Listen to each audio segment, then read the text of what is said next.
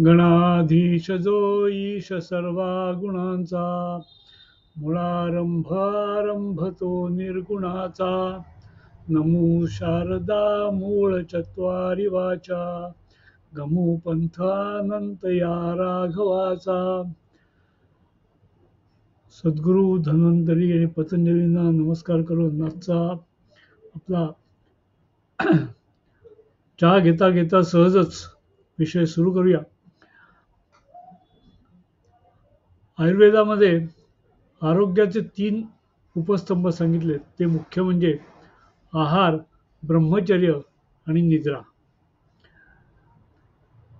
हे कधीही महत्त्वाचेच आहेत. आजच ते महत्त्वाचे आहेत असं नाही, म्हणूनच त्याला उपस्तंभ म्हटलेत आणि तेही आरोग्याचे. त्यामुळे याच्यापैकी कोणाही एकाला ऑप्शन देण्यात काही अर्थ नाही. हे तिन्ही महत्त्वाचे आणि सारखे महत्त्वाचे.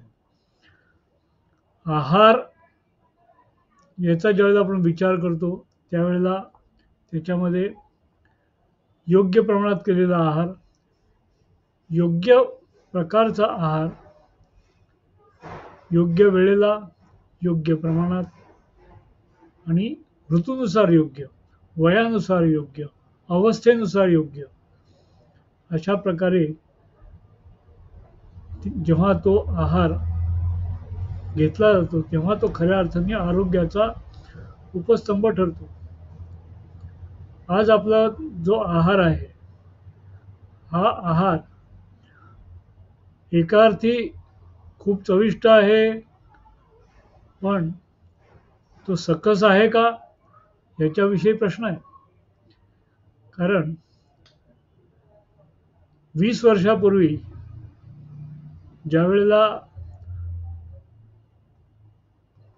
विटॅमिन्स, मिनरल्स याच्यावर फारसं बोललं जात नव्हतं, तरी सुद्धा व्हिटॅमिन डेफिशियन्सीज फारशा काही दिसत नव्हत्या. विशेषतः व्हिटॅमिन सी, व्हिटॅमिन डी हे आज जे कॉमनली दिसतात कमी झालेले, आणि त्याचे परिणाम म्हणून इम्युनिटी कमी, अंगामध्ये वेगवेगळ्या प्रकारचं पेन, दुखणं, मस्क्युलर पेन.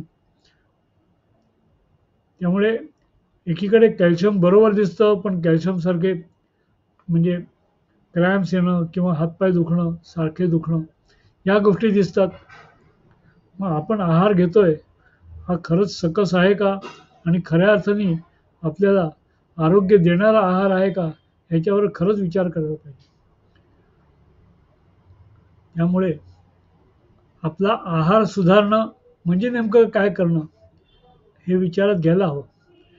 याचा अर्थ आहार आपण घेतो तो योग्य वेळेला घेतो का, आणि योग्य वेळेला ज्यावेळेला आपण घेतो त्यावेळेला आपण खरंच चांगल्या प्रकारे भुकेलेले असतो का, भूक लागल्यावर आपण आहार घेतो का, हा विचार नको का करायला. आपण जर अधूनमधून खात असू, सारखं मंचिंग 2-2 तासांनी करत असू, तर काय होणार. तो आहार, त्याला आम्ही अध्यसन म्हणतो आयुर्वेदामध्ये. खाण्यावर पुन्हा खाणं, खाणं आधीचं खाणं पचायच्या आधी पुढचं खाणं खाणं, ह्या सगळ्याच्यामध्ये आहार कितीही सकस, कितीही चांगला आणि गुणवान असला तरी त्याचा परिणाम शरीरावर आरोग्य करण्याच्या ऐवजी अनारोग्य करण्याकडे होतो, हे समजून घ्यायला पाहिजे. त्यामुळे आपण भलेही खूप चांगलं खात असू, पण जर वारंवार खात असू तर त्याचा परिणाम आपल्याला आज ना उद्या रोगाकडे नेणारा होणे याच्यात काही शंका नाही. त्यामुळे हे समजून घ्यायला पाहिजे की आहार आज आपण चांगल्या प्रकारे समजून घ्यायला पाहिजे. आणि हा विषय आपण पुन्हा पुन्हा बोलणार, कारण आहार हा विषय मुख्य आहे. आणि आहार जर चांगला असेल तर तो जीवनदायी ठरतो, आणि तोच जर चुकीचा असेल तर तोच मारकही ठरतो. हा आयुर्वेदाचा निर्वाळा आहे, किंवा